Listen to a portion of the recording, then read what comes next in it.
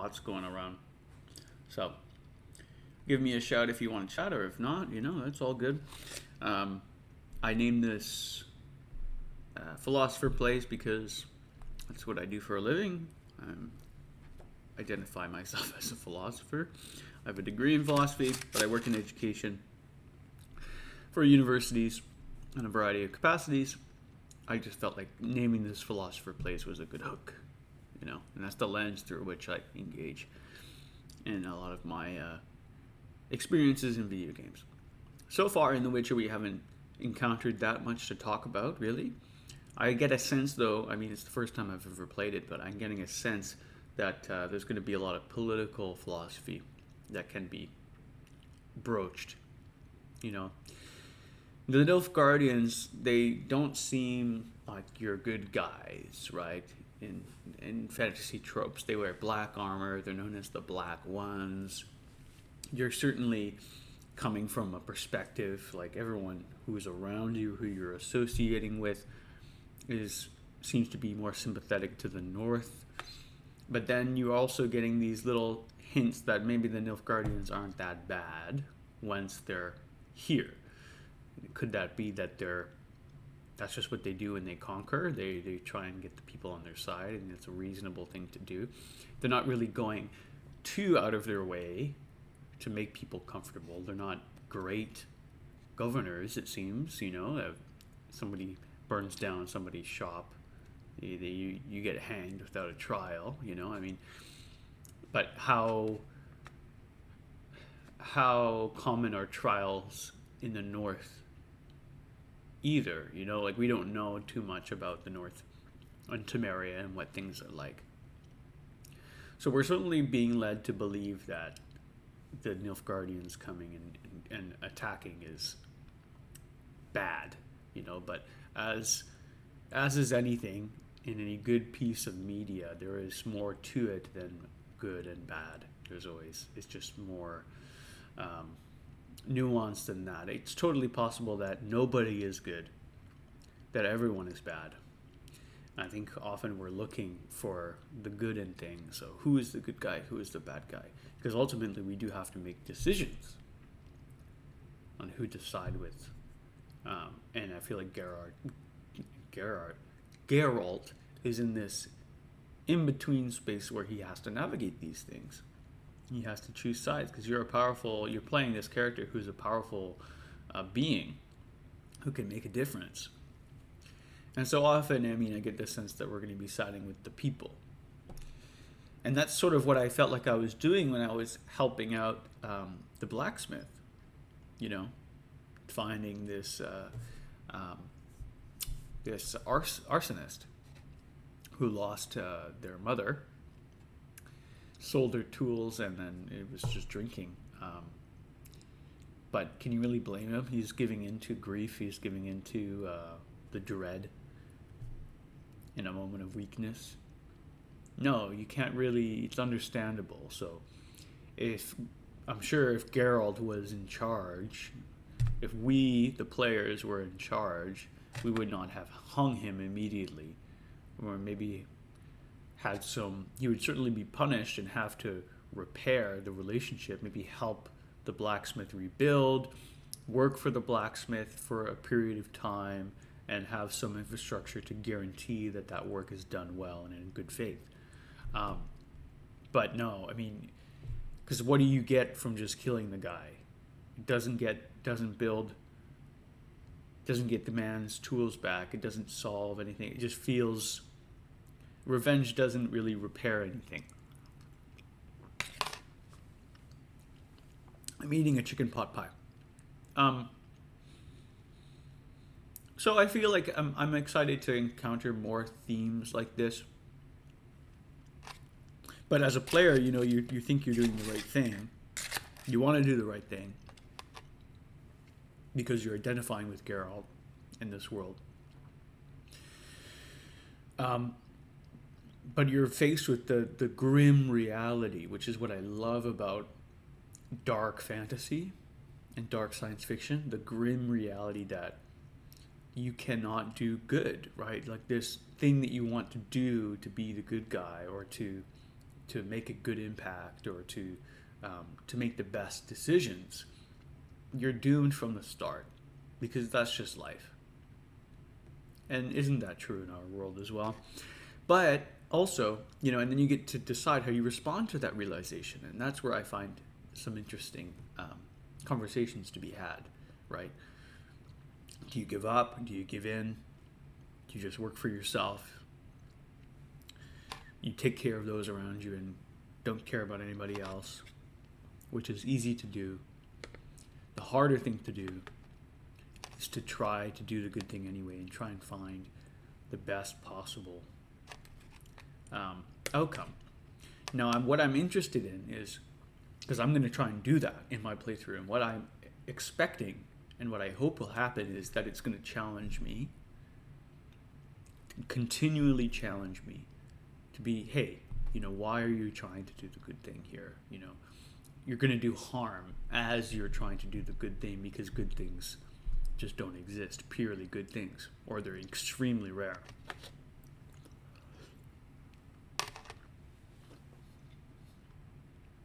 So how do you even approach weighing the bad things, the bad consequences, the bad principles that you have to engage in to live in the world? I like it. Now, we haven't really encountered these themes yet. I'm anticipating them, and I hope they do come. And I hope the quests and the writers have set up a way to engage with them in an interesting way. In the past, at least in the media that I've engaged with, in The Witcher, I've always felt like it's a little bit too much in the, for the people, like that line of thinking, which has been fine. In the first game, I never finished it. I didn't really even get halfway. But the Scoia'tael, I hope they appear, because you can engage in some interesting conversations around colonialism, imperialism, and how to decolonize or to fight back against these different forces.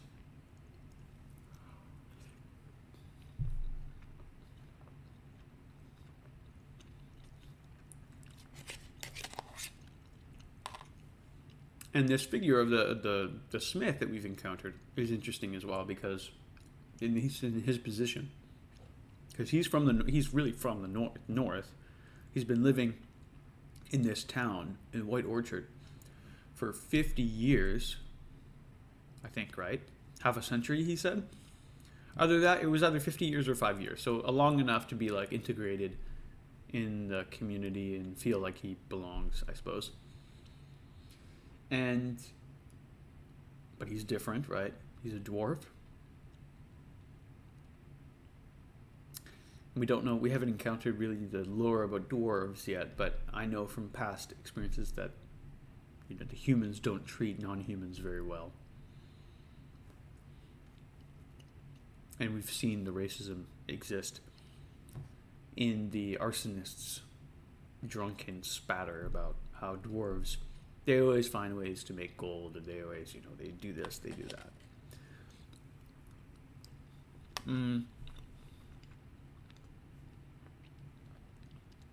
But he sides with the invading force. I mean, not really. Like, he didn't go out of his way to help them. They just showed up and were like, yo, you're gonna fix our armor. You're gonna do this, you're gonna do that. We'll give you the resources to do it. And we won't kill you.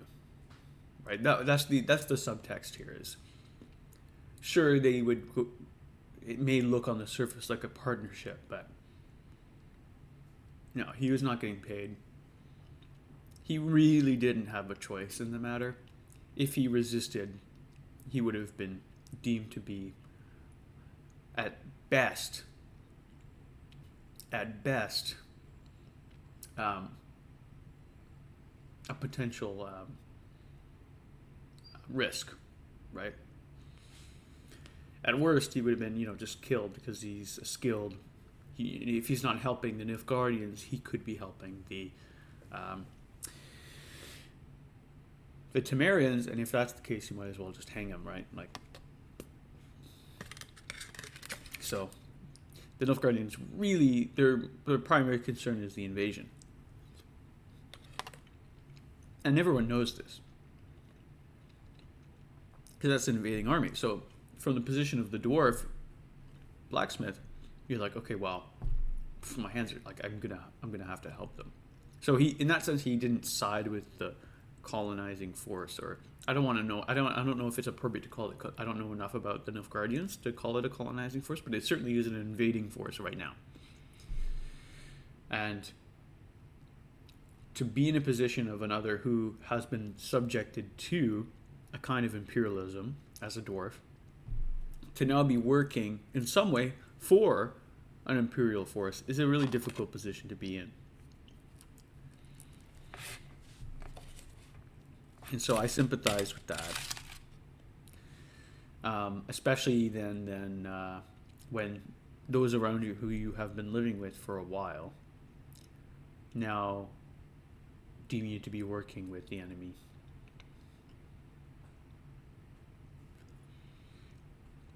To the degree that they burn your bloody house down when you were working closely with their mother. Oh, heart-wrenching stuff, like you're working, because there was some subtext here. I know I use the word subtext a lot, but the undertone here is the assumption that we make then is that the mother of the arsonist, who had tools, worked closely with the dwarf blacksmith, who I forgot the name of, but for years. And then to have her son burn down your livelihood and your passion.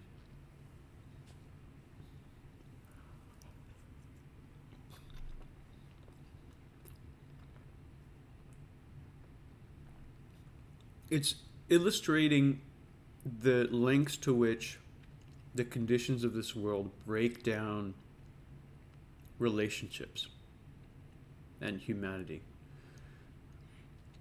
that I find interesting too. And it's those things that really illustrate, again, in illustrating themselves as horrible acts, right? Like war and famine, monsters, all these things. Yes, we can see bodies, strewn about a battlefield, as we do in the beginning, when we first take control of Geralt in the present day. We can look at the recent battlefield and see all the soldiers dead on pikes, and it's gruesome, yeah. Oh, that sucks. But what really hurts us as human beings, which is kind of scary, is not really the bodies and the death and the dying and the fighting and the monsters, and it's the blacksmith who's lived here for 50 years and worked closely with a woman, creating something for themselves, a life, connections, every day waking up. Because what we don't see is him waking up every day with the sun rising, changing the color of the scenery, drinking a cup of hot beverage, and going to the workshop to work with this arsonist's mother. The bond that must exist there. And then to lose her, to lose the shop, to see everything that you've built burn, and then to find out that bond, that somebody close to you made it worse. That they were the ones that burned it down, that severed that thing, that ephemeral thing that you thought could never be severed. It's witnessing that is more disturbing than the field of bodies. And that's what I love about this game. I think that's what makes it compelling. Because yeah, you're fighting monsters, yeah, sure, there's death, and that's all like gruesome, and it's part of it. But what makes it a dark fantasy setting, and what allows it to comment on unique aspects of the human experience are this approach, right? This approach to writing characters, to writing the setting, to creating those relationships. Because the arsonist could have been some drunkard that we met in the tavern, that who we beat up. And we could have beat this guy up too. If we went in the world, we had that option. We could have been, okay, I'll fight you, I'll beat you up. And then, who knows, we could have killed him by accident. And we never would have known that he had this connection to the dwarven blacksmith.